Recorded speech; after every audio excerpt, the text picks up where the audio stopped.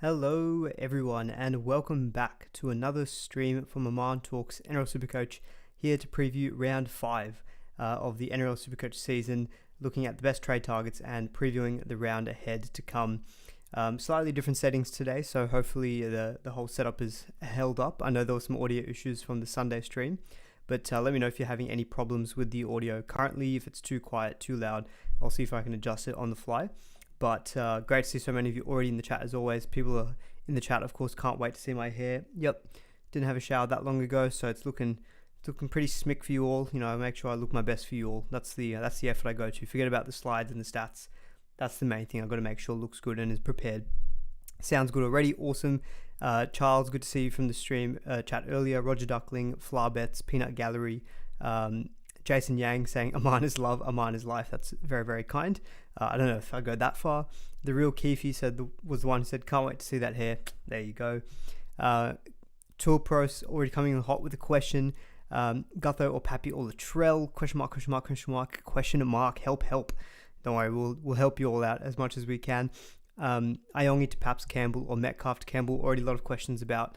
Good thing to preempt a few of these questions, and I felt like these are going to be the ones that we'd be getting today, so that's good. We've got some stats and stuff to show.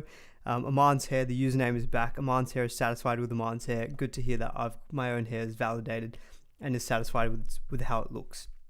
All good, brother. Much love from Jim. Great to hear. Did I come home from the office or was I work from home? Says Pongus Pals. I was work from home today. So Tuesday is normally my work from home day because it helps me get the stream ready. I put it that way. King Aman, too kind, P-Man. Beautiful hair today, Man, says Bad Aim. Thank you so much. And Bad Aim, I know you on Sunday were asking about the league chat and trying to get that fixed. So you probably noticed that those people are still in there. But I have emailed SuperCoach directly and I've reported those messages and things. So because the problem is that, it's nice to see that there's so many people in the league. There's I think 1,200. But it means going and searching for those individual usernames and removing them becomes very manual and endless scrolling. So I thought there might be a better way of doing it. So I thought I'd email the SuperCoach guys themselves. But look, if there's any prolonged issues, I will just spend a day and go and scroll through and just kick out people. What it will mean probably though is I'll have to close the league earlier because at the moment it's set for round 12. I might have to make round 7 or even round 6 being next week just so that no new people can get added in, just because obviously I can remove someone, but that doesn't necessarily, I think, stop them from rejoining again. So just wanted to quickly mention that as well, because I know there was a few concerns about the league chat currently. On the topic of the league, someone in this chat, where was it? David Shut said, who's winning the league? Aman, the league winner is currently Rod, whose username is great. Give me my Mahoney or Mahoney. Give me the money. Over a rank of 10. So he's doing awesome. So he's in the top 10 for SuperCoach. He had a big week, scoring 1264. Having a quick look at his team, he's got Mamazelis, Terrell May, Payne Haas, pretty stock standard. Got Preston, of course. 122 went big last week. Had Hines. And so he did okay. Had Shibasaki. Had Jenkins already. So Captain Gutho actually as well. So it was mainly the Preston and Shibasaki. I think that got him over there. But yeah, congrats to Rod on winning the league currently. And look, I'll speed through things hopefully a little bit faster because the internet, I'm back at my parents' place, put it that way, where, the whole channel started and things. I have moved out since, but I'm just back here for a couple of days. And the internet probably isn't as good as what it was in the new setup, but fingers crossed. Cool. Sounds a lot better than last time. That's great to hear. I think I dial back some of the settings and I'm probably a good distance away from the microphone as well. Is my microphone turned off? No. So unfortunately, if the stream dies, it's because of the microwave. So Aman's microwave, I know there was a username in the chat previously last season. Let's see if they make a comeback. So in terms of quickly looking at how I went last week, a bit of a red arrow as I probably was hinting at on Sunday. 1066 in the end. I obviously Captain Turbo, so that wasn't great. Played Iongi, had a few dud scores, Tuipulotu, etc. So red arrow down to 5,397 for the season, which is still a really good spot I think to be in so early on. The hope is that obviously just wanting to get the team right, get in the right cash cows, get in the right guns, and prioritizing the right guns is a big thing, and I think that's going to be a big topic for today. I think because a lot of people are going to find that they're going to have a lot of cash available. So they want to start buying some guns and getting some points in, but it's kind of prioritizing it. That's going to be the difficult thing. So we'll definitely talk about that. Flarbet says, as long as you don't let it rip, mate. Look, I went and listened back to the audio on Sunday. I could not hear any of those sounds. I listened to the whole thing, believe it or not. I could not hear the sounds that you guys are talking about. So I don't know if it happens only live and then maybe post-stream, the audio, it doesn't come in. But I didn't hear any of the flatulence noises that I was getting so many comments about on Sunday. So apologies. I don't know if you guys were, I don't think you guys were making it up, but I couldn't hear what you guys were talking about. But I can assure you, again, the bowels are good. Not feeling bloated or gassy at all. So if you hear those sounds, it's not from me. It's some audio problem. But yeah, otherwise very happy with how the team has started for the season. So I put a quick image out on Twitter and Instagram earlier on TLT talking points. So I won't go through everything in detail, but just to quickly rattle off some of the key points. On the Penrith side of things, so Jenkins has been named again at centre, and I think he's going to have decent job security over the next 4 weeks with Brian To'o out for the next 4 weeks. You'd see Casey McLean stay on the wing and Jenkins at centre. And I think he'll stay there. He looks pretty good as well. So I think he's going to be, look, he's got like 25,000 trade-ins as it currently stands. Numbers are only going to go up. And yeah, look, keeping it very simple and short and sweet, I think he is close to a must trade in this week. Just the cash, but also the points that he can offer. Cleary is back as well, which is great to see in a good matchup against the Cowboys. IPAP has been named on the starting edge, but I suspect that's just mainly because Scott Sorensen is out for this week with the HIA, so don't expect that to be a long-term thing. I know I looked at it and initially thought, oh, that's a bit different, but realised very quickly it's because of Sorensen. Robert Darby has been named again for the Cowboys for his third game, so he should be going up in price after this week, but I'm not overly keen on him. I think if you are going for a cheapy centre, Jenkins is definitely the one I'd be prioritising. Latrell's back this week, which is big, but not at fullback. He's playing at centre. I'll quickly address the question I got on X, which was, is he going to get dual status in the first set of dual changes? My initial thought was no, because the precedent has normally been they need to be playing at least 3 games in that different position to be added dual status.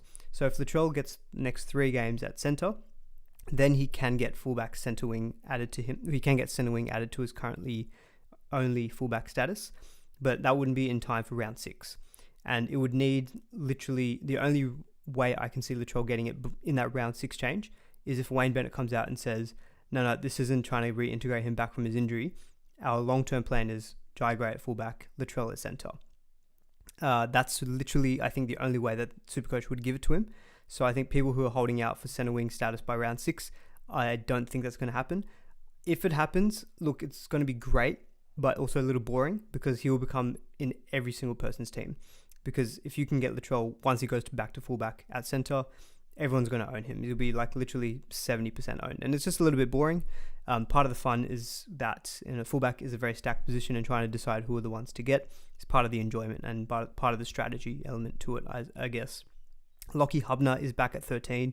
So he was a start of season cheapie, missed the last 2 games with suspension, but is back this week. So if you are looking for downgrades in 2RF, there is Thomas Cant. I still don't know how you exactly pronounce it. He's been named to start again, but I think Hubner seems a bit of a safer cheapie at 232k in the second row forward. So he's one who I think is a decent cash grab and a pick up this week as well. Connor Watson is back at number 9 for the Roosters, which is good to see.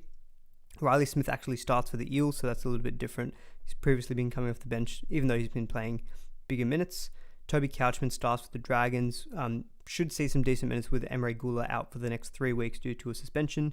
Hamish Stewart also back on the bench as well, cleared of a facial fracture. Jalen de Groot back at fullback again for the Titans. Tom Gilbert out for 1 week with a suspension for the Dolphins. That saw Max Plath move to lock, so probably a little bit better for Max Plath owners this week. Brendan Piakura starts with Ricky suspended. I couldn't remember if Ricky was suspended for 1 or 2 weeks. I have a feeling it's 2, but I'll fact check that maybe later, or someone can let me know in the chat. Big news for my own Supercoach team this week was Jarrell Skelton again not named for the Tigers, which, when he initially did that hamstring injury, it looked pretty bad. And so people were thinking he's going to be out for at least 2 to 3 weeks. It was more of a surprise that they were thinking, he's been named to play. That was last week. In the end, of course, he didn't play. But he's not been named again, and he's not even in the reserves or anything. So, with hamstrings, they are kind of niggly injuries. It does take time, I guess, to recover from them. So he is probably someone I will look to sell. And if you are still holding on to him, I would probably look at selling him. I was actually contemplating selling him anyway, even if he was named, just because I think I was comparing him to some of those other cheapy centers who we'll talk about in terms of who do you sell to get Jenkins. His base power stats actually weren't that amazing, and pretty similar to some other cheaper centers. So I thought, well, he's more expensive. So with a hamstring as well, maybe there's some lingering issues down the track. So actually kind of makes my decision very easy this week by him not being named. Luai is also out for one game, and Adam Dewey is named. The reason I mention these couple of players as well is that it's big for the Broncos, because obviously they're playing the West Tigers at home, who've been good this season, but without Luai, that's going to be a big miss for them. So again, that feeds into, do you sell Jesse Arthurs to get Jenkins? I'm not quite sure if I want to be selling Arthurs at home against a Tigers team without Jerome Luai. No Tom Turbo, he's out for the next 4 weeks, as we already kind of knew. So Lehigh Hopewadi at fullback, and then Thomas Cant starting again for the Knights. So that's kind of a quick summary of TLT.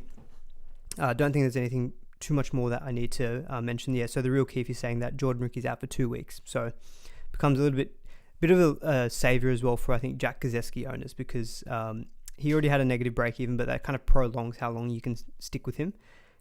Just taking a couple more comments from the chat as well. Good evening, Aman, you sexy bold decision making, hair of the gods human.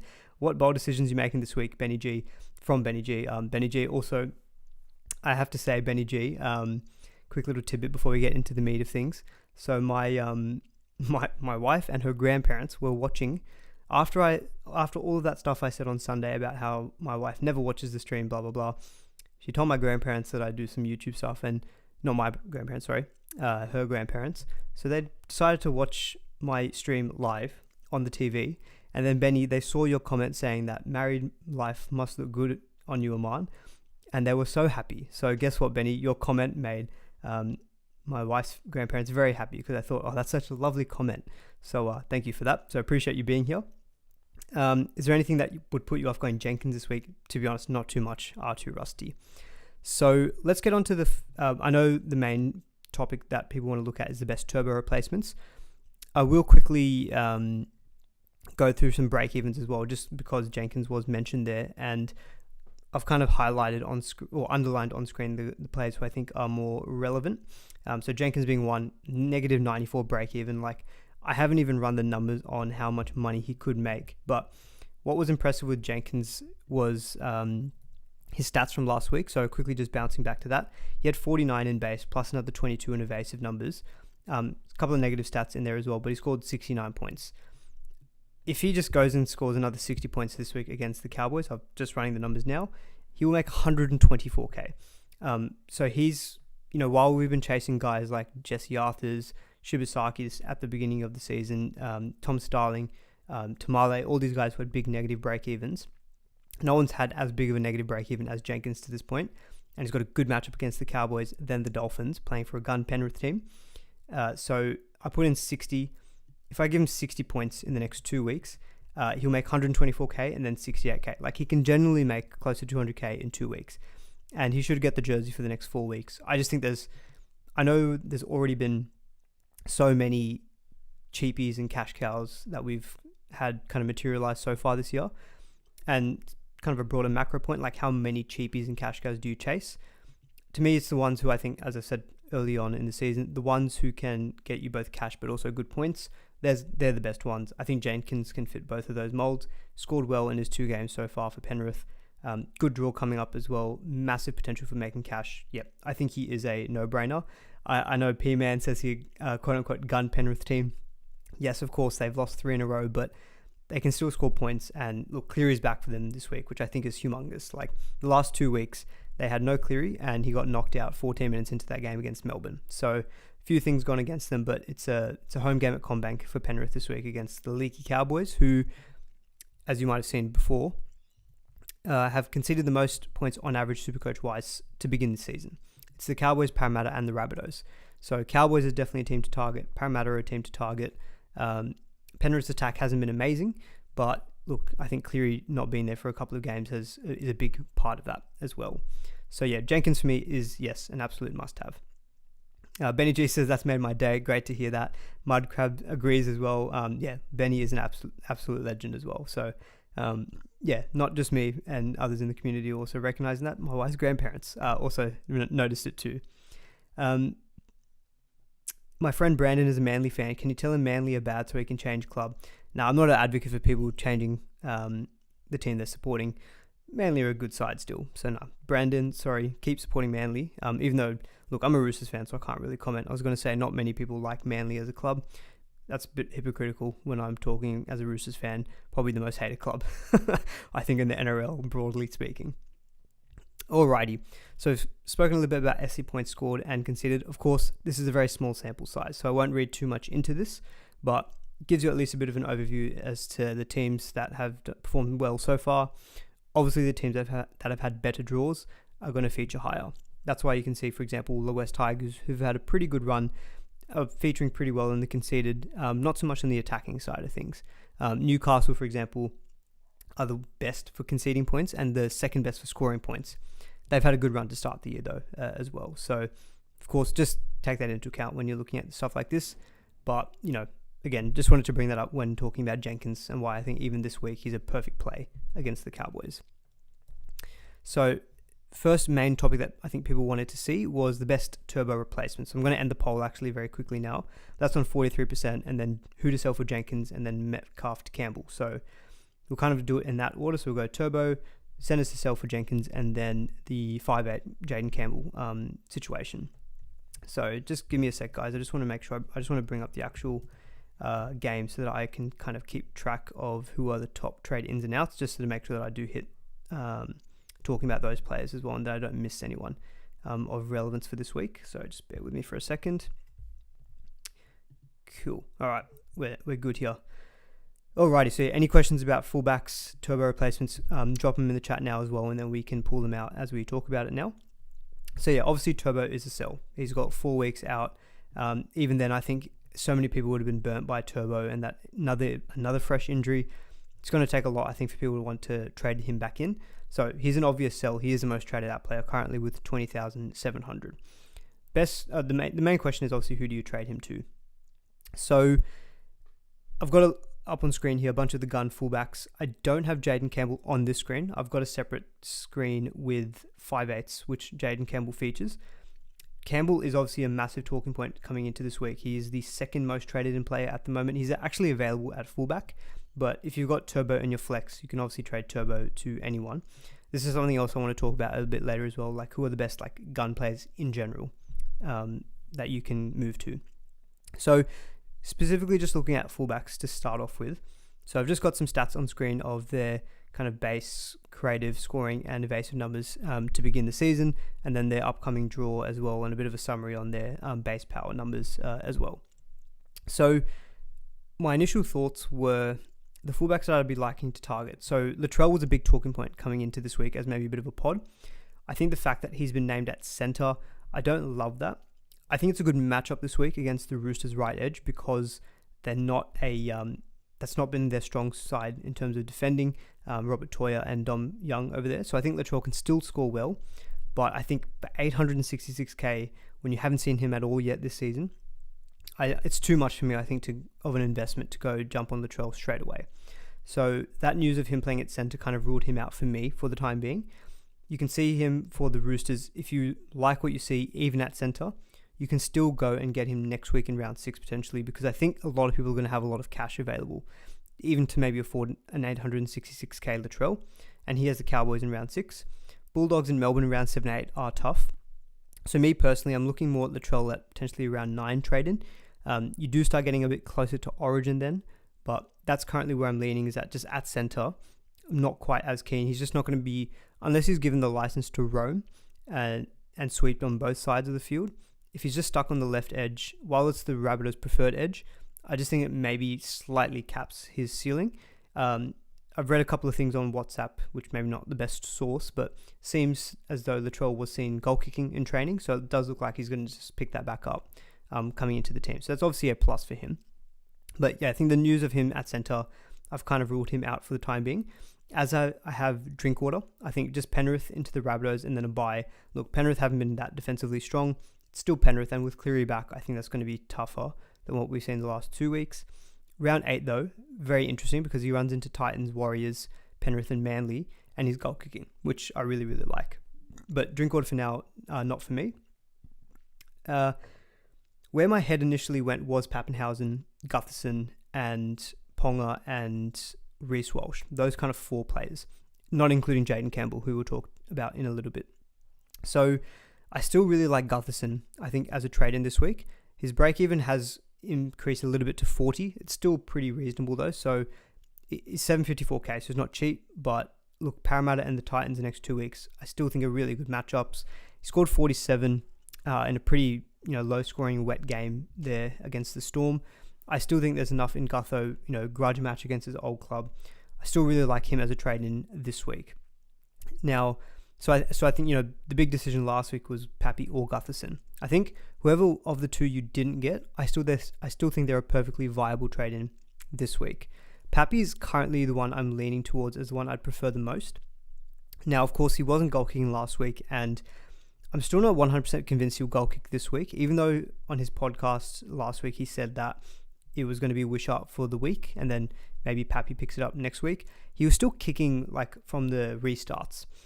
So he was clearly okay to do those kicking duties, but not the goal kicking.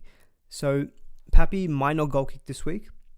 The saving grace, though, is that if Jerome Hughes is back next week, Wishart moves back to the bench, then you'd suspect that Pappy is goal kicking, because Meany is still going to be out for the next 3 to 5 weeks. So what I still like with Pappenhausen is that Manly away is not great, but I think you kind of saw last week what he can score without goal kicking, which is around that 65. With the break-even of 77, he's not a must-trade in as well, by the way. I should say that, because he's not going to go skyrocketing up in price. But then you run into Warriors, Dolphins, and Rabbitohs, where he should be goal-kicking. And after that, you got Canberra and West Tigers both at home. Draw-wise, I think it's pretty good for Melbourne. I think Pappy, there's still some upside to his price as well, because if he gets another big score, we can see at 675k, there's still a bit of cash generation coming in. So I still really like Pappy coming into this week. Ponga is, I think, if you ask me end of season, who would I want my top 3 fullbacks to be, Ponga would probably be in that top 3. The difficulty is, I actually sold Ponga last week for Gutherson. In hindsight, maybe not the best of moves because of what happened with Turbo, but a bit of a hindsight take. Ponga this week, though, the difficulty of trading him back in is that it's the Bulldogs, who have proved to be obviously the only undefeated team so far. It's an away match as well. I'd be happy to give it a week with Ponga and then maybe reassess in round 6. Teddy, look, 124 break even. Hopefully he leaks a bit more in cash. Draw-wise is kind of decent. Rabbitohs, Broncos, Penrith, Dragons, Dolphins before the bye in round 10. I still think Teddy's a nice little point of difference. It's just a little bit expensive. And then finally on Reece Walsh, draw is probably I think Gutherson's got the best draw, at least next 3. Walsh is probably second with Tigers, Roosters at home, and then the Warriors. But it's just eye test. He's at a great price at 606k, but he's just not quite passing the eye test. And I think he is a confidence type of player. I think, and of course it can happen at any moment, but the difficulty I have is that if you haven't quite seen it yet and you're betting on him just turning it around, if it doesn't quite happen, he could just continue to go around the 50s to 60s, maybe not quite hit those big 90, 100s that you're hoping for. If you're willing to take that punt, I think Walsh is great. Where that's all led me to is basically thinking, I think Gutho or Pappy still perfectly good trade-ins. If I had to pick one of the two this week, I'd probably still lean Gutherson just because of the draw next 2 weeks. Then I'd probably go Pappy. At least they're a bit more known quantity for me. The Trell at centre, we're not quite sure. Ponga's got Bulldogs this week. But this leads me to Jaden Campbell, who I think, even though you can pick him up at 5'8", I still think is actually perfectly viable picking up at fullback. So I wanted to just wrap him into this part of the conversation as well, because I know a lot of people are thinking about getting Campbell in at fullback. So for example, Matthew Barrett here is saying, would you move Turbo to a flex position player like Campbell or Hines and get them in this week? Hines, not quite. I don't think I'm that. Sorry, let me get my words. I don't think I'm there with Hines, but I am with Campbell. So Campbell's, I think, draw-wise, probably got one of the better draws longer term. Dolphins this week at home is, honestly, he's captainable this week. Then it's the Dragons, Raiders at home, then Cowboys. Like those next 4, apart from maybe that Raiders game, I really like 3 of those games. Bulldogs is not great, but then it's Newcastle again. So I think there's just some really, really good matchups for Campbell. He shouldn't be origin affected. He's not cheap. He's 708k, but a goal-kicking Jaden Campbell, I think, can have similar output to some of those gun fullbacks. So where that's kind of led me to is that I think I'd still rank Gutherson and Pappy ahead of him, but if you're not completely sold on one of those two, Campbell is perfectly viable to trade in because I think the matchup this week is awesome. Good break even of 39 as well, and I think that 708k, while it's quite expensive, I don't really see him being much lower than, say, 650k. So look, even if he goes down 50-60k with a couple of poor scores, I don't think it's the end of the world. And what the flexibility allows you by putting him in your flex, if you are on a setup where you've got Tom Starling, Sanders Smith, still have Luke Metcalf, you can just wait 1-2 weeks, reassess all of those other fullbacks, lock in Campbell for the time being, and then when Tom Starling has peaked in price, or maybe Mamazelis, you can go Tom Starling to halfback, Sanders Smith up to hooker, Metcalf to halfback, switch Jaden Campbell then to 5'8", and then you can actually go Tom Starling or Mamazelis to your fullback of choice. So long as you've got the money in the bank, you can make that work. So Campbell actually offers some good flexibility. You can tell I've thought about this for my own team as well.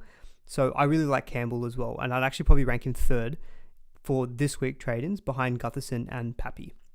The reason I still rank those other two, I think I slightly trust the other two teams. I trust Gutherson as a player in terms of his role for his own team, plus his next two matchups. Pappy, I'm trusting that team, and if he gets the goal kicking, we know that that can add 15 points to his average, so I'm suspecting like an 80 average. Campbell, currently averaging 75 for the season. I kind of see him being that kind of 70 to 75 average, but it's a really good entry point this week into the Dolphins. So that's some of my thoughts, I guess, on the top three turbo replacements. Not obviously saying that Ponga is a bad trade-in, of course. If you want to go back to Ponga, that's completely fine. It's just that this week I feel like it's not a great entry point. West Tigers, if Luai's back, that also might not be fantastic. The reason I ended up selling Ponga last week and feeling okay about it was I thought, I'm getting so much cash generated from so many other players in my team. I didn't think it would be that difficult to get back to Ponga. And also, round 8 was really when I thought Ponga's draw was really nice, when he's got the Warriors, Rabbitohs, Titans, and Parramatta. I think I'm definitely going to want Ponga by round 8. Similar with Nicho Hynes, I know that question that Mitchell asked earlier was, Matthew, about Nicho Hynes. So Hynes got Canberra away this week, break even of 65. Don't see him going up massively in price. Then he's got Manly at home. After that, though, I think Newcastle, West Tigers, Parramatta, that's a nice little 3-game stretch. And that might be the time where you might want to also do a similar thing where you cash out on a peaked Sanders Smith or a peaking Tom Starling or a Peter Mamazelis. So I think when it comes to prioritizing, like Campbell or Hynes, I know was a question I got on Patreon and I've seen actually in the chat as well. Campbell, I think for me, is who I'd lean. A little bit cheaper, better entry point this week. And I think the next few weeks, just draw-wise, is better. And we know the Titans are a team that can score lots of points, as can the Sharks. But we are seeing with Hynes that he's super safe. He's got really good base, better than Campbell. But his ceiling, apart from that Rabbitohs game, is maybe around that 60 to 80, maybe pushing a 90. Campbell, though, like his lowest score so far this year is 46. Did have to get a lot of attacking stats last week to get to 63 or 65, but he scored 117 and, he scored like 170 last year. I can easily see him having one of those games, and I'm pretty convinced about Campbell this week against the Dolphins. So I'd be ranking Campbell, I think, above Nicho Hynes, and that explains why he's probably the second most traded in. A couple of people asking about Chance and Klukstad. Haven't got him on the table here purely because he's got a bye. But Warriors do have actually a pretty good run from, I think, round 7 or round 8. So might be a nice point of difference, but probably for a trade-in this week, I'm just not sure if that's where I'd be leaning. I think you'd obviously ideally want to be trying to get someone who does play this week. So Max S is asking, if you have Ponga, Drinky, and Walsh, do you use a boost to get either Gutho or Pappy? That is a tough one. Obviously with KP, I'd be keeping. I think if you've held Walsh this entire time, I think I'd be keeping now as well. He's pretty much bottomed out in price. He's got a break even of 76, so I think that there's not much more cash to be lost from him. Then the next few matchups are really good as well. I think the one I'd be looking at maybe moving on there is Drinkwater. I don't mind the Drinkwater to Gutho. Whether it's worth a boost is a bit tougher to answer because Drinkwater's still fine. But if I'm looking at Penrith, Rabbitohs bye, compared to Parramatta, Titans, Manly, definitely prefer Gutherson, even if Drinky's goal kicking. So if you had to force me into it, I'd probably say, yeah, look, to optimize for the next couple of weeks, sure, maybe boosting Drinky to Gutho is a play. But I think Drinky's also fine to hold because the draw from round 8 onwards actually does look pretty good as well. Reese is asking thoughts on trading in Walsh instead of Pappenhausen. Look, I'm not against people trading in Walsh if that's what you're feeling, because I think it's more of to me, it feels more like an eye test and a draw play and hoping that he turns things around. I haven't seen enough, I think, from Walsh myself to be comfortable enough to go with him. Pappy, I'm seeing enough signs of him being very involved in support play. Like, for example, his try he scored last week was backing up Eli Katoa, who kind of got through the line. Pappy initially got awarded a line break, which I think correctly went to Munster. But again, the signs were there that I think he's popping up in the right places. Good draw for Melbourne. If he gets the goal kicking, if not this week, at least next week, I think Pappy, for me, feels more comfortable than I think Reece Walsh. I think Pappy's passing the eye test more for me. Plus, he could have that added benefit of goal kicking. So, definitely keen on Pappy. For context, I already own Gutherson, which is why I'm thinking more about those other guys. So yeah, that's kind of, I guess, all my thoughts on the turbo replacements. More broadly speaking as well, I know people are thinking of not trading in fullbacks. You know, people are looking at Campbell. People are looking at Nicho Hynes. I would probably rank Gutho, Pappy, Campbell above Nicho Hynes if you are looking at that strategy. It's not necessarily addressed on screen here, but I know some people are thinking of maybe just going for forwards, maybe going for like a Fanua Blake, or like if you haven't got Terrell May, or if you haven't got Payne Haas yet, just trading turbo to them. I think for Payne Haas and Terrell May, I'd say, yeah, fair enough. You know what you're going to get from those guys. Fanua Blake, I think I wouldn't be so in so much of a rush, I think, to get in Fanua Blake for turbo in your flex position. Because one thing I noticed with Fanua Blake, his numbers were really good last week, but he also did play 71 minutes. And I have a feeling someone got a HIA or went off early in that Sharks game that might have benefited him in getting some extra minutes. So Jack's asking here, Gutho or Paps. As I said, I think I'm slightly leaning Gutherson just because of the next 2 weeks. There is probably still some doubt about Pappenhausen goal kicking this week, but next week he probably should be. Let's take some questions about Iongi as well, because I think this is something else that people are thinking about, is do you actually just go and upgrade with all the cash that I suspect people are going to be making or freeing up this week? Do you just go Iongi up to one of these guns as well? So I've thought about this as well. Like, I still think there's more to give with Iongi. 6 break even. I think his base last week was about 33. Wasn't his best game. He had a couple of errors, but again, as I said, I think on Sunday, he just feels like one attacking stat away from punching out like 50 to 60s and then just generating some cash, because he had a forward pass at the very end of the match. If he got that right, it would have been a try assist, line break assist, and he would have gone from 35 to maybe 55, 60, which would have been good for some cash growth. I do realize, though, of course, that he's probably more of a slow burn. The next 3 weeks are pretty decent with Dragons, Raiders at home, and then the West Tigers before a bye in round 8.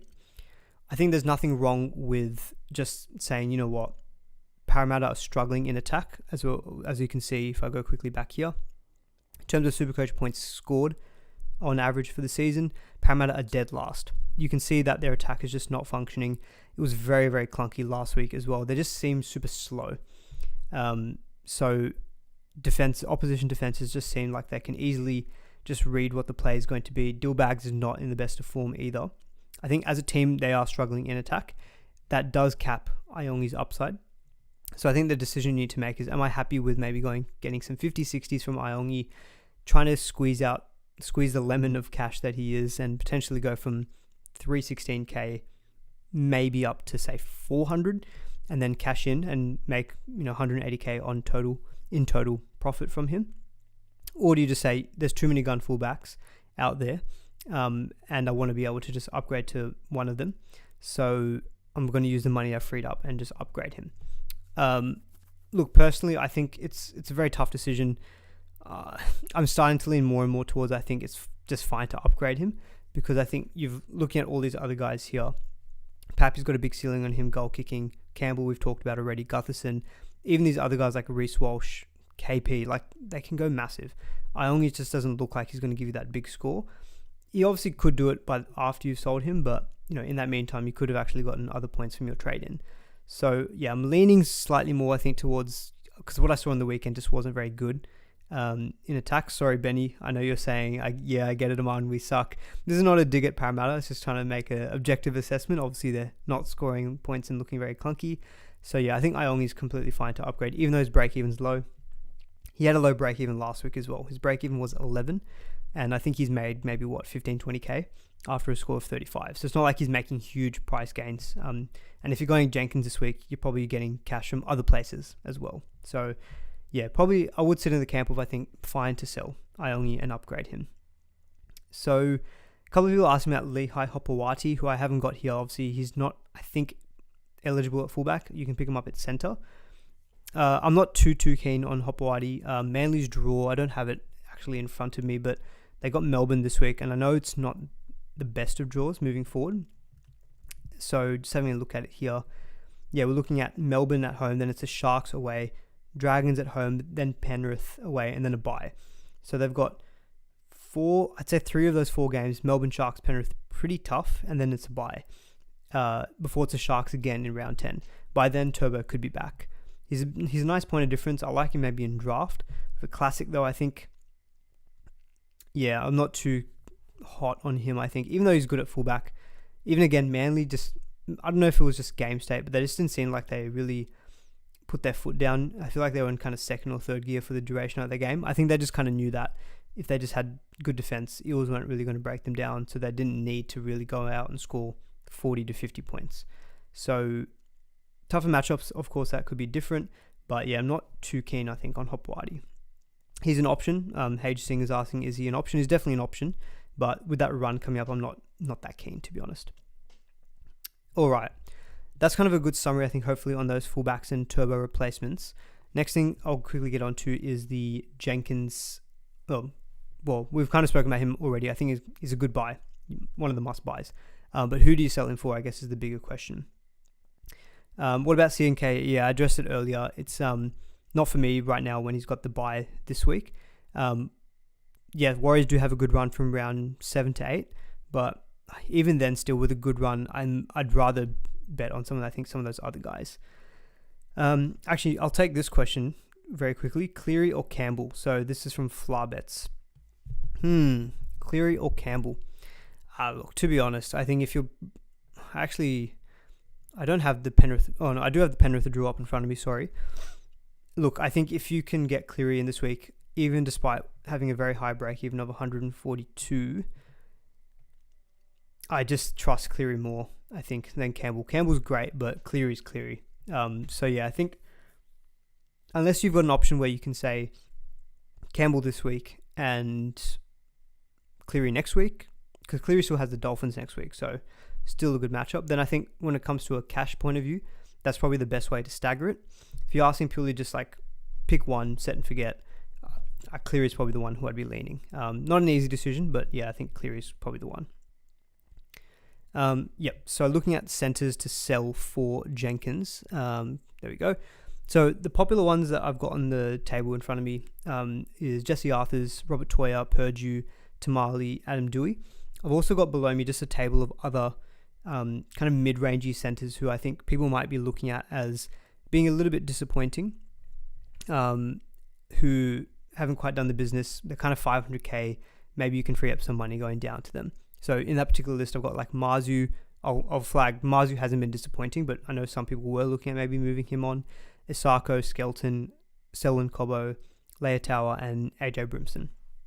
I think Marzu I wouldn't be selling. Obviously, the next 3 games are pretty tough for the Knights, but after that, their drill really does open up. So I think Marzu, for me, still a fine hold. Only in round 2, round 3, where we're thinking is Marzu like a must-buy because he was putting up some massive base stats. Actually lends into the thinking that people might be looking at Bradman Best as a bit of a pod or Fletcher Sharp. Not for me personally. I think I'd be waiting until when that draw opens up a little bit for the Knights. Isako, I think, is an easy sell. I think he has a break even in the 90s. 528k. Skelton, easy sell, I think, for me as well this week being out. Cobbo also. Cobbo's burnt me in the past when it comes to Supercoach, so I'm probably not his... probably not the most objective about him, but look, He's had good matchups and he scored 57, 27 and 38. 85 was against the Roosters in round 1 where he scored a hat-trick. He's a very, he's a bit of a roller coaster, and 92 break even. I'd probably be happy selling Cobbo. Leia Tower had a couple of good weeks, but then a bit of a down week. I don't feel as comfortable selling him just because that Warriors run does open up from round 7. But he is on a bye and then comes back to Melbourne. So I can understand, because if he goes and scores another 30, 40 point score, break even might balloon out a little bit and then he might start going down in price. So I think I'd be okay to sell him, as I am Brimson. Brimson scored 63 points last week, but that also required him scoring 2 tries, which shows that he has pretty low work rate. So Jesse Arthur's second most traded out player, Robert Toyer 6th most traded out player, Adam Dewey 8th most traded out. So a few of these guys are featuring in there. So I think I've lucked out in that by having skeletons kind of made this decision for me. I was really grappling with who do I sell otherwise, because it would have been one of Arthur's, Toyer or Purdue. I don't own Tamale, so from my own situation, he's not there for me. I think if you own Tamale, with the news of Albert Hopewati being out for the rest of the season with the ACL, job security looks completely nailed on. He has a break-even of 8, so still looks like he should make a little bit of money after this week. It's a pretty good run for the Titans, for the Raiders, I should say. They've got Sharks, then they've got Parramatta, Gold Coast, Dolphins. That's a 3-game run that I really want to keep Tamale for. So I think there's still money to make on him. So I don't think I'd sell Tamale. I wouldn't sell Purdue now with that negative break-even. That should keep the money rolling until round 7. Does have the bye then, but then he comes back to some good games. There's maybe a bit of a risk with Zach Labert named in the reserves, but I think I still think Purdue is fine with that negative break-even. So for me, it was becoming between one of Arthur's or Toyer. As I said very early in the stream, with Luai being out for the Tigers, makes it tough to sell Arthur's when it's a pretty good matchup this week. Then he's got the Roosters and then Warriors. Toyer still has money to make, I think, in him. Break-even is 22, but his base power numbers are very good. He's very solid. 42 points base power is his season average. Arthur's is 31. So I think it's between Arthur. I mean, on Adam Dewey, so he's named again this week. I'd probably sell Dewey before Arthur's or Toyer. Dewey's been fine, but he's not been amazing. Average of 53. That's very similar to what Toyer's average is, and he's also a bit more expensive. And the groin issue might mean he doesn't goal kick. So I think Dewey I would sell above those other two. If I had to choose between Arthur's or Toyer, I think it would probably be Toyer. Don't love it. But the main reason with Arthur's, it gives me vibes of Bostock from last season. If people remember, a lot of us started with Bostock. I think he was 314k. He had a few good scores, went up to I want to say 450, maybe 470k. Then he had a semi-high break even of 70, 80. I think a lot of people yours truly sold him as well. He just had another big score though, and then he's went up another 100 and 150k, got up to 600. Arthur's just feels like he can do that. Last week, I was actually surprised that he had no attacking stats and still scored 37 points. I ran the numbers. If with a break-even of 56, if he goes and scores 37 points, he only loses 15k. At that point, yes, his break-even might balloon out, and then you might be looking at a Roosters match and think, okay, this isn't as good as what we thought. He'll be 400. He'll be in the high 400s, and you can maybe just make a move to someone else next week potentially. If you've got cash in the bank, you can go and upgrade him to a Herbie Farnworth, for example, or some other gun center of your choice. The thing with Toyer, I guess Billy Smith is still lingering in the background, but he could always be a potential job security concern. Although I think Toyer's for now is fine. Similar to Iongi, I think Toyer just feels like a bit of a slow burn. Yes, one big score will see his cash start to increase, but when you're looking at Rabbitohs with Latrell back, Broncos away, then Penrith, the next three do feel a little bit tough, and I feel like he could be just a bit more of that slow burn. Does have then the Dragons and Dolphins, but then the bye in round 10. With Toyer, I think he might be one of those guys who we sell and then buy back if he gets good jobs, if we see job security is good, because the Roosters play every major buy round, and if he's at a good price in the 300s, 350s, we might consider him at that point in the season. But I think for now, I'm just getting that gut feel that Arthur's is a bit like Bostock of last year, and so I feel like Toyer might be the one who I'd be moving on instead for Jenkins. If you're just concerned with Arthur's and his base and you want to try to cash in on his absolute peak, which could be now, then sure, you can free like almost 300k going Arthur's out. But I think I'd lean Toya for the time being. Look, if the price difference in terms of how much money you create is affording you a much bigger upgrade somewhere else, then fine, I guess you can sell Arthur's. But yeah, at the moment I'm selling Toya, but it's not like, I don't say that as like, yeah, he's a must sell. Like, it doesn't feel great because I think he does still have some juice left in him. I think, Chris All says here, Toya's got a lot of juice left in him, I reckon. I think he does have a bit more money to make. So yeah, look, I don't envy people in this position. As I said, I've got Skelton, so he's just going to be the one moving on for me. I will keep both of Arthur's and Toya. If I was in that position though, which I was up until 4 p.m. today, Toya was the one who I was originally looking at as a trade out, because also with the Roosters, their attack is still not looking amazing, and it does seem as though the attack would go down the left-hand side a bit more. That's where Angus's Sanders Smith seems to be more of the dominant playmaker when it comes to those fifth tackle options near the dead ball line. So I feel like Teddy going out that side, Sanders Smith, Crichton, Dan Tupou, Mark Nwangati-Sawasi, they seem like more of the attacking threat for the Roosters than the right side. So I also feel like Toya, upside-wise, doesn't maybe quite seem there as well. Irish Simon 99 says, would I sell Howarth for Jenkins? Actually, I should have mentioned Howarth. So yeah, Howarth is actually the 10th most traded out player. This is a bit of a difficult one because he does have that good draw coming up, as we've spoken about, but he only scored 29 last week, and actually he scored 39 the week before that. So he had a good score of 96, but then 2 low scores. Yeah, look, I've never been that thrilled with Melbourne outside backs. I feel like they just, Supercoach-wise, have never been that relevant. Even Meaney, when he's goal kicking, you'd think a goal kicking centre for Storm would average way more, but just never seems to quite translate. He's got a break-even of 72. He's 452k. Yeah, I think I'd probably move on Howarth for Jenkins. I'd be okay with that as well. So, JJ saying, sell your primo centers for Jenkins, bank the money this week, or Arthur's. It depends on who the premium center, I guess, that you're referring to. Premium ones like, say, Lomax, Farnworth, I'd be keeping. I wouldn't be selling them for Jenkins.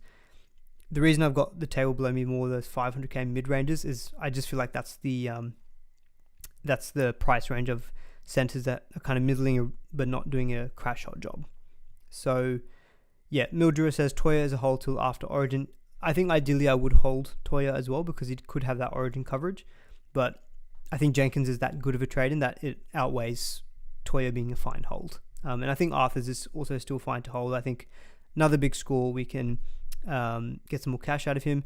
If it's a low score this week and he's got a big break even, next week you can use that money and maybe go up to a Farnworth, or you could maybe identify another good point of difference centre wing. You can go to a Mazu, for example, who's got the Tigers next week. There's a couple of exit options who aren't that far away in price. So I think I'd be comfortable giving Arthur's at least another week, and you can always reassess next week as well. Someone's asking, if Dewey's a late out, would you sell him over Metcalf? Yeah, probably would. So that actually is a nice segue to the third topic, which was about Luke Metcalf.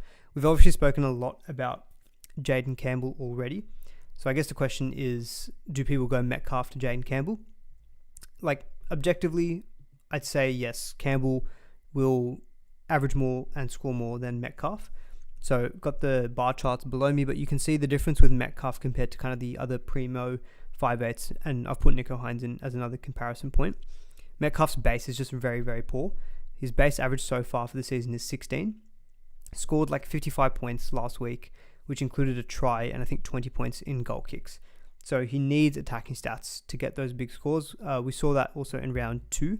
So just looking quickly at his round 2 score of 117, he had 20 in base, but he had 41 points in scoring and 40 points in creative stats. Last week he had 15 base, 37 in scoring to get to his 54 points.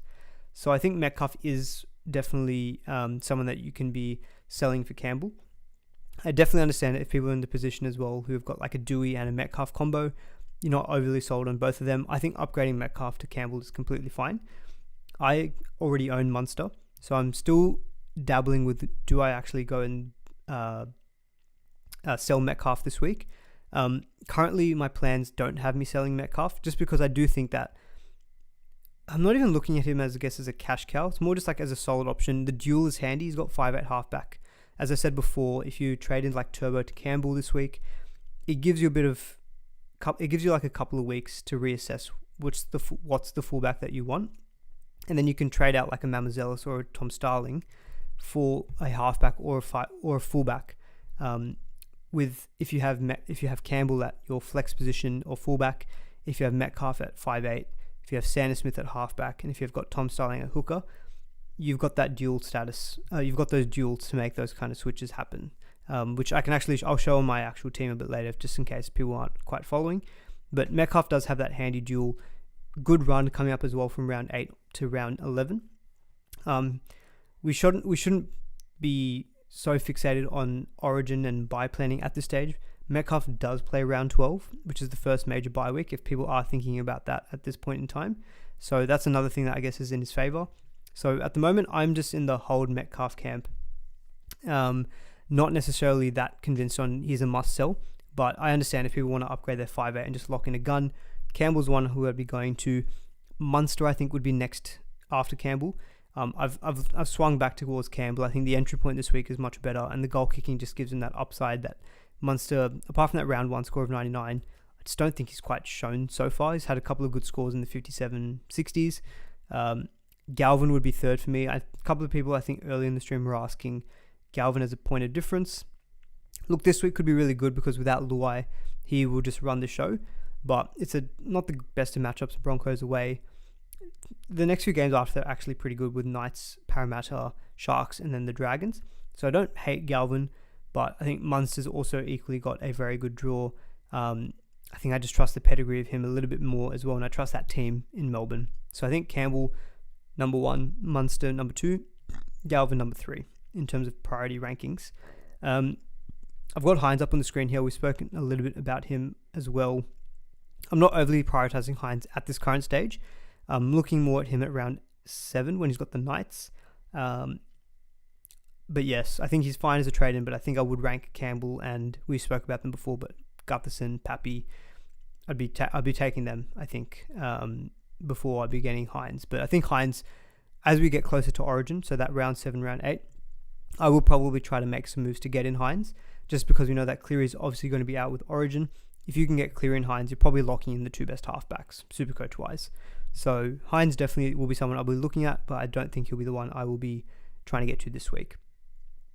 Luke Akuri is asking Brown or Metcalf to Campbell. Thinking Brown, Metcalf will just sit there, play when needed around Origin. Yeah, look, I think that's fine. So while the Eels are looking clunky in attack, next few games are okay, but Dylan Brown did get saved a little bit last week with that late try assist. Did save his score, probably gave him another, I think, 20 points. Like, he's obviously looking not in the best of form, and his base stats are just not as good as what they've been in previous seasons as well. Like, in previous seasons, Dillbags was someone who would average maybe 33, 35, sometimes even 37 in base. So far this season, his average is 26. So he's about 10 points down on his base, which, that last week, for example, he scored 56. Seasons gone past, that might be 65, 70 with one attacking stat. He's just not showing enough of that floor. Like, last week was his highest base game of 33. Before that, though, was 23, 28, 21. I just don't think he's running the ball effectively. Yeah, with Parramatta not looking great. I think, look, out of Brown or Metcalf, yeah, Brown's not going to go down massively in price. I mean, look, Dillbags also plays round 12, and we know that he's good for Origin because he's a Kiwi. If you ask me, I'd actually rather keep Brown and sell Metcalf. I just think Brown more likely to come good than Metcalf will. But if it's a money question, he's about 100k more expensive than Metcalf. I think probably fine to move on Dillbags to Campbell. Feels like more of a luxury trade. But, yeah, Brown, I think, is fine as a sell for Campbell. On Metcalf to Campbell, probably Dewey, I think, to be honest. Can't this, but can't next week. Thoughts on Thomas Cant, sorry. All right, let me have a quick... I don't think I've actually got any numbers on Thomas Cant. I mean, he's, 274k. His base power in that one game was 78.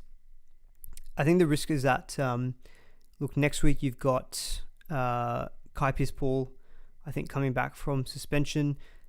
So I think you can give it one more week and just see what happens with the Knights rotation, just to make sure that he gets another run out. Because if Frizzell goes back to lock, Kai Pearce-Paul one edge, Kent on the other, then I think he is a good trade-in target. Otherwise, if you're looking for a second or forward cheapie this week, I think Lockie Hubner with a minus 25 break even, 232k, is probably the way that I'd be leaning personally. Just quickly seeing, you've also got Dylan Egan as well. He's got a negative 6 break even, 198k. Played his first game last week for the Dragons, so I'd be just keeping an eye out for how he performs this week as well. Luckily with Kent, you don't have to trade him in this week because he is only playing his second game. I'm just going to double check that.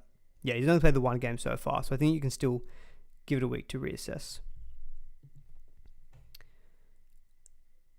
Do you think it's actually worth making a play for Campbell, or do you think it's smarter to invest that money elsewhere? This is kind of one of the things I was mentioning earlier about whether you use that money to go and get like a front rower or a forward instead of 5'8". But I think I assume most people have got Payne Haas, Terrell May, Corey Horsburgh, Tino. If you've got 4 of those guys, they're kind of locking down your front row and half your second row potentially. Sorry, Siri thinks I'm talking to her. I've got on screen here base power beasts over the season, so you can see a lot of those names that I just mentioned. Adam Finley-Blake's base power average is 64. I just think upside. I think Campbell's got it. I think his run is really good as well. 708k, yes, he's more expensive than Finley-Blake, who's 666k. Even Lindsay Smith, for example, he's 571k. He's been punching out really good numbers in his HIA affected games. But again, I'm just thinking, do you want to go get the solid 60 to 65? Or I think Campbell's floor is about 50, so it's not that far off. But he's got that big 120 plus ceiling, which, I mean, Finley-Blake kind of has. But I think odds are that Campbell's more likely to get that than I think Finley-Blake will. So yeah, for me, Campbell, I think, yeah, happy to invest that money compared to maybe going and getting one of those forwards. I do have a slide very quickly on forwards as well, like second rowers, because we've got a couple on my watch list like Angus, Elikatoa, Fafita, Olakuatu. I think I'll keep it short just because I know we've already been going for almost an hour, but Elikatoa is one who I'm looking at. Base stats aren't as good as Crichton or Hermoli, or about the same as Hermoli, but the concern I have with Angus is that Roosters' attack's not firing, and so potentially the attacking stats are a little bit down, and they continue to be a bit down. Also, I know it's only round 5, but with Gus, if he gets picked for New South Wales again, so the Roosters play every major bye week, but that means that Crichton would miss all of those 3 bye weeks, plus there'll be he'll miss all of those 3 weeks that the Roosters do play, plus the other byes that the Roosters have in and around that. So for example, he would miss round 10 with a bye, he'd miss round 12, he'd miss round 14, he'd miss round 17, and he'd probably miss round 18. It's a lot of weeks that Gus is going to miss during the origin period. So I think if people are looking at Gus maybe as a point of difference, I think he's a good get because he's always pretty safe. Base power average is 63, but he does feel like someone who you'll trade in and eventually trade out again. Elikatoa, I don't think is going to be doing that because he's not affected by origin. You can kind of pick him and set and forget, and he's only 25k more expensive than Angus. Fafita, definitely a watch, but I just want to see the minutes increase more than 55. I want to see it getting closer to 65, 70. Olakuatu, a bit of a tough run into the bye as well. So I think second row forward Guns feels a little bit tricky at the moment. But this is why at the moment I'm not really overly looking at it. I'm kind of just happy with Tino, Corey Horsburgh, Nafahu White has just been amazing as well. So at the moment I've got them in my second row, just kind of doing a job. And then maybe we'll try to lock in a gun second row forward down the track. All right, touching on captaincy for this week. So for this week, I think you've got you've got a few decent options. So my number one VC candidate, I think, is probably going to be Cleary at home to the Cowboys. He's probably also the best potential captain, but I don't know if you'd want to be captaining him straight up. 6 p.m. Friday, I think, is when they play. So for me at the moment, Cleary is my VC. That Canberra Sharks game feels a little bit tough to call. So I've got Hines on the list here, but I'm not quite sure if I'd actually have the conviction to go and VC Hines.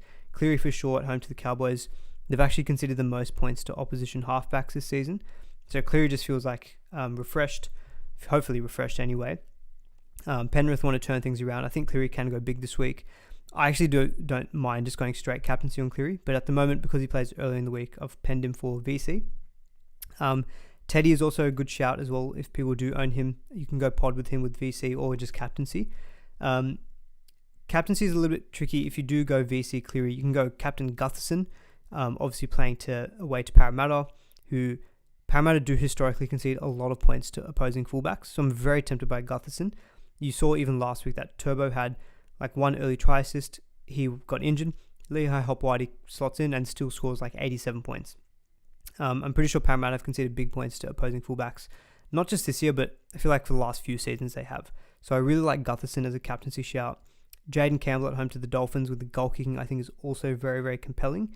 So I'd probably slightly lean Campbell just with goal kicking, but either one of those two I think are very, very enticing. The safe options are going to be in that Broncos-West Tigers game. It could be played through the middle. So Payne Haas, I haven't got him on the list here, but Terrell May, I think they're going to be your safe captains. So I think, gun to my head, I'd go VC Cleary, Captain Gutherson. I'd actually go Captain Gutherson, gut feel, grudge match, Parramatta not looking good. Probably go him slightly over Campbell, even though Campbell actually does have the goal kicking. But Campbell might be just behind Gutherson. And then the safe option, I think, would be Payne Haas. Is Preston still an option? The only reason I haven't spoken about Preston yet this stream is that he obviously was he was getting sold and then had that big game playing on the left, but then he's got this game and then he's got a bye.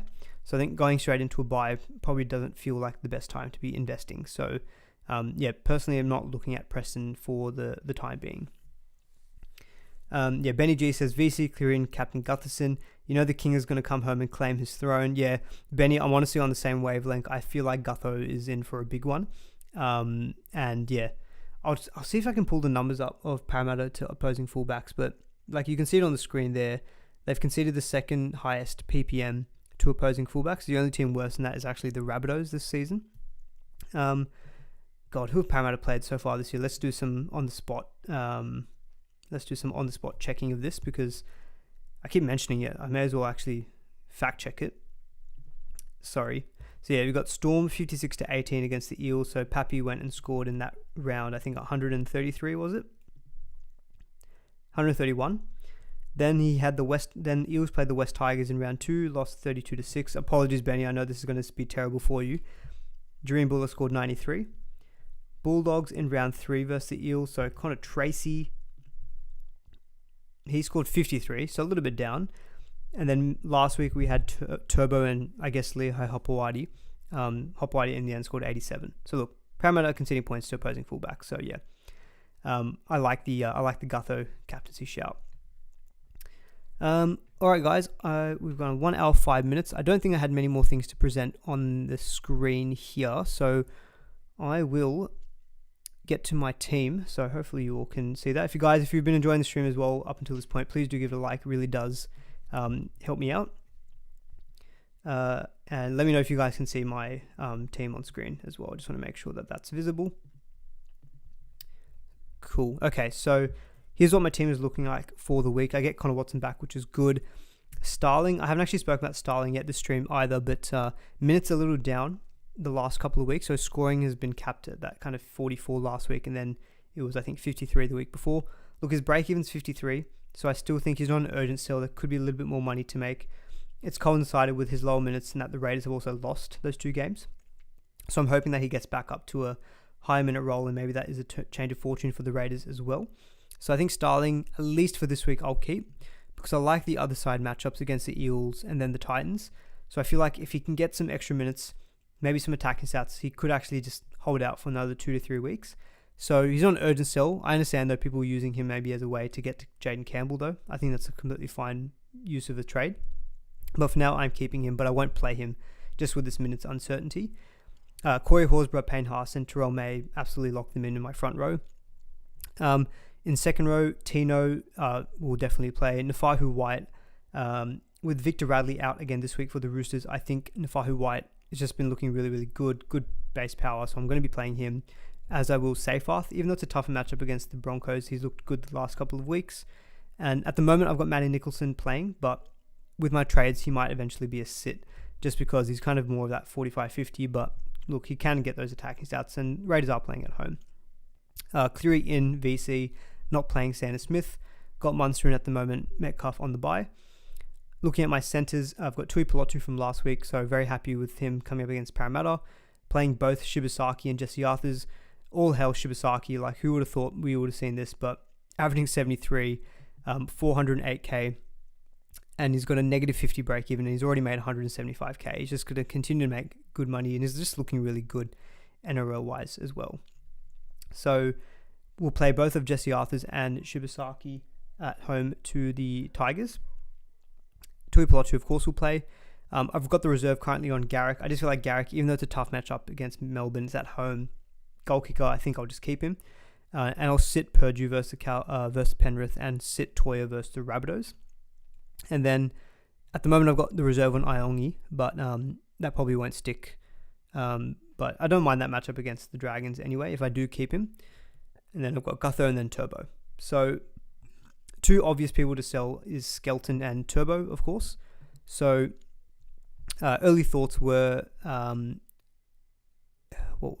Skelton to Jenkins. I think that's locked in. Also, the trades I did last week selling Ponga, I freed up like 300k to potentially go Metcalf up to Campbell, but I feel like now, I'm going to have so much. I don't know if you, let me know in the chat, guys, as well, how much money you've got left after your trades, because I feel like there's so much cash floating around that I feel like you can just make mass upgrades in the next few weeks, because at the moment I've got so much money sitting in the bank.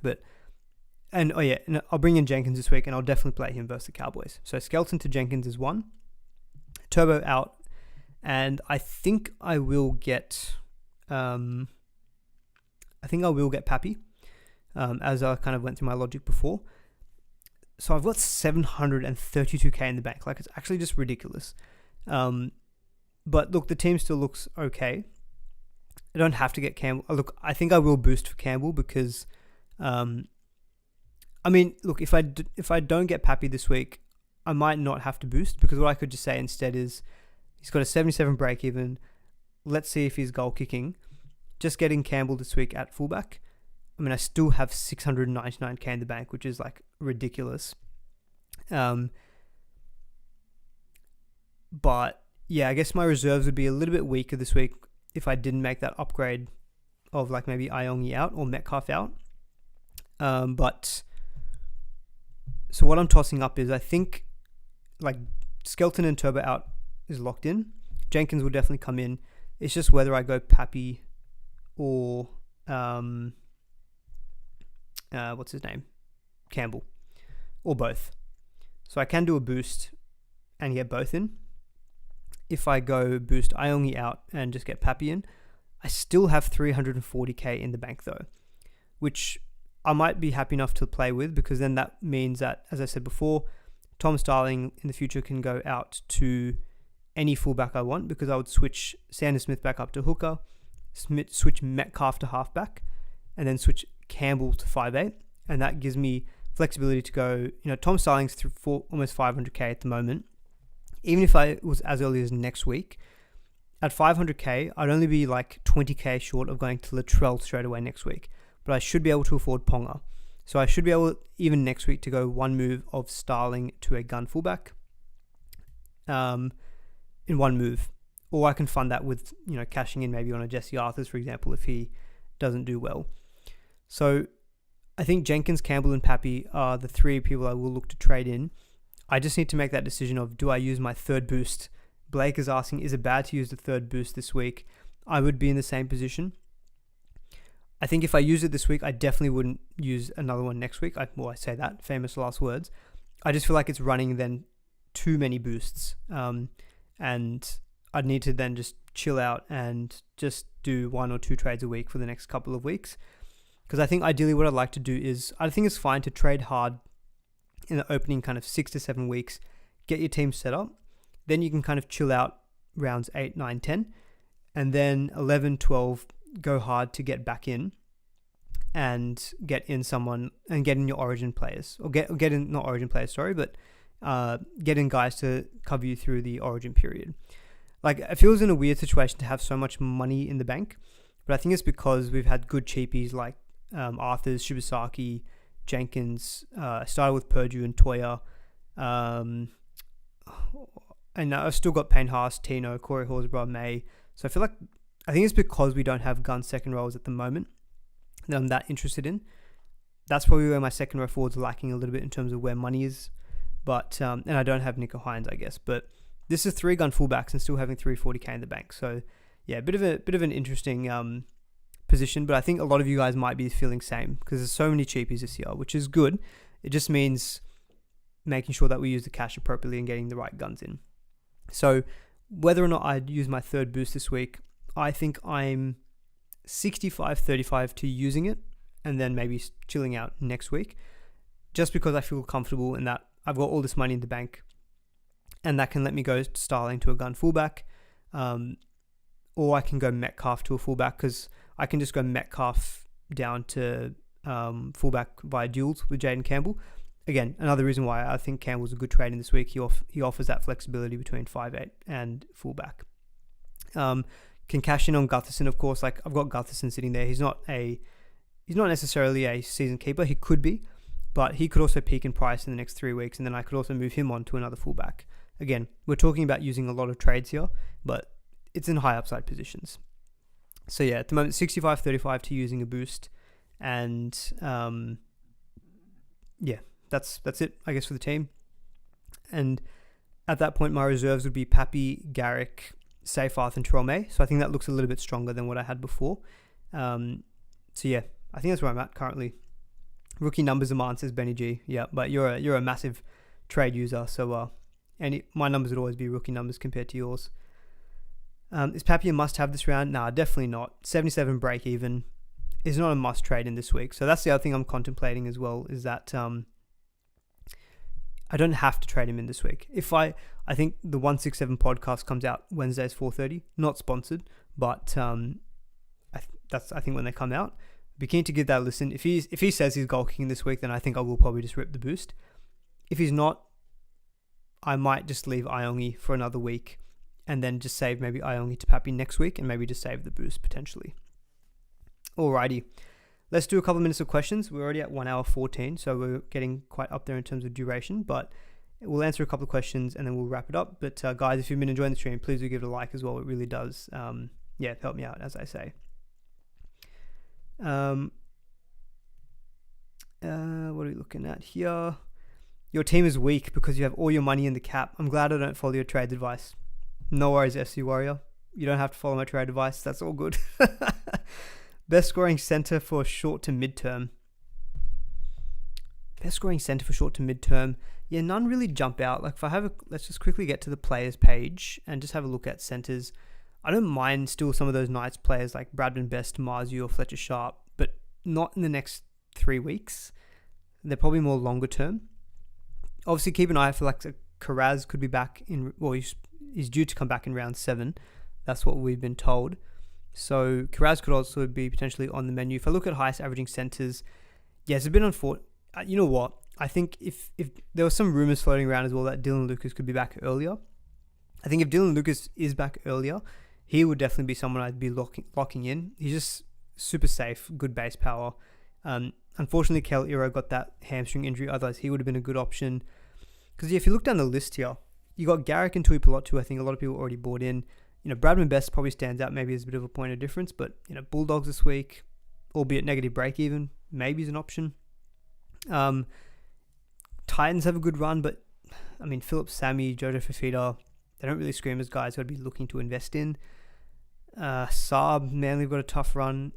Like, it's not looking fantastic. I think that's why I think we're pretty lucky with having the likes of Arthurs, Shibasaki, Jenkins, just to kind of hold the fort for the coming weeks. Lomax probably is a good shout. Next 3 weeks aren't too bad for Eels or fine. Herbie and Lomax feel like the two just more expensive guys. Actually, you know what?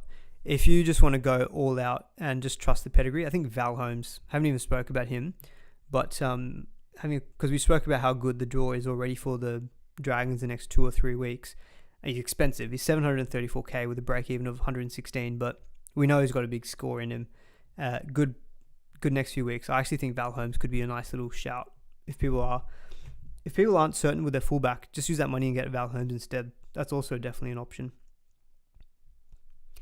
Mine, you need to look at getting some mods, mate. Benny G, I will literally set you up as my first mod if I do that, which I'm open to putting mods in just to make sure the chat is clean. But yeah, Benny G, you would be my first one for sure. Is Garrick still a buy? I don't think I would be buying Garrick now, just with the run being a little bit tougher. Turbo to Campbell or Pappenhausen, says William. Oh, that's kind of the question that I'm also kind of struggling with.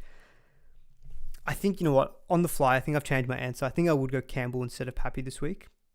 So everything I said earlier about rankings, I think I'd lean Campbell just above.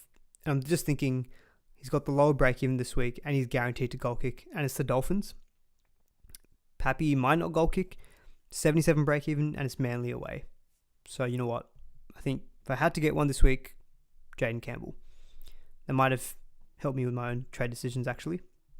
Do I sell Iongi or Metcalf for Campbell? I think out of the two, I would probably sell Iongi. I think his upside is probably a little bit less than Metcalf, who is at least goal kicking, and the Warriors do have a good run after their bye in Melbourne. All right, a couple more questions, then we'll wrap it up. Let's see. Best 2RF to get in this week. I had Tupanua. Best 2RF to get in this week. I think Eli Katoa. I spoke about him very briefly earlier in the stream, but I think good run for Melbourne. Not affected by Origin. He's putting up good. I think his average is like 80. Always can get attacking stats. So yeah, I think I like Eli Katoa. Gutho or Campbell. I like Gutherson. Look, as I said last week, I think I love the narrative of Gutho coming against his old club. I think I was impressed with what I saw still from the Dragons. I know it was a very dour affair, but you know, Gutho had one real big opportunity. He iced it, got it through to Val Holmes. I think just the matchup this week is looking really good. And then it's the Titans. Will Bennett says, thoughts on bringing in Ponga this week or just waiting till after the Bulldogs game? There's never a bad week, I guess, to trade in Ponga. We know he's a gun. Ideally, to optimize things, I would probably wait a week, though, just to avoid that Bulldogs matchup. Olaquatu to Payne Haas. Thoughts moving Tino? Yeah, look, I mean, Payne Haas is 843k now. What's his break even? 38. My God, he's going to keep going up in price. You know what? Honestly, I think I'd just get Payne Haas. It's too scary to not have him, I think, in your team. Should I sell Purdue or Iongi for Jenkins? Oh, I think out of those two, Iongi. Purdue's got a negative break even. Got the captaincy on Gutho. I think Dragons will take heaps of confidence from last week, plus versing Old Club. Yeah, at the moment, if I bring in Gutherson, I think I will stick the armband on him as well. If rain stays away, could be a big scoring round. Yeah, actually, so the weather in Sydney, I don't know what it is in Brisbane, but it's looking way better this week. It honestly just looks like early 20s and sunshine. It could be a great weekend for footy in terms of point scoring. So one thing we probably should mention though is that the NRL will probably do a few more sin bins this weekend because they sent an email around to the club saying we missed a few, so we're going to correct it. So yeah, just be careful with potential more not HIA, but more sin bin pain. Brisbane weather looks pretty good. Thursday looks like a bit of a wet game, but no one's playing in Brisbane on Thursday anyway. The main matchups would be the Dolphins game, which is on Saturday 5:30, which looks 29 and sunny. Whew. Jaden Campbell, get into my team. Thank you very much. Brimson to Campbell, a waste of a trade from Hosto. No, I think that's a good. I still think that's an upgrade, to be honest. Dewey or Iongi to Campbell. I think Dewey.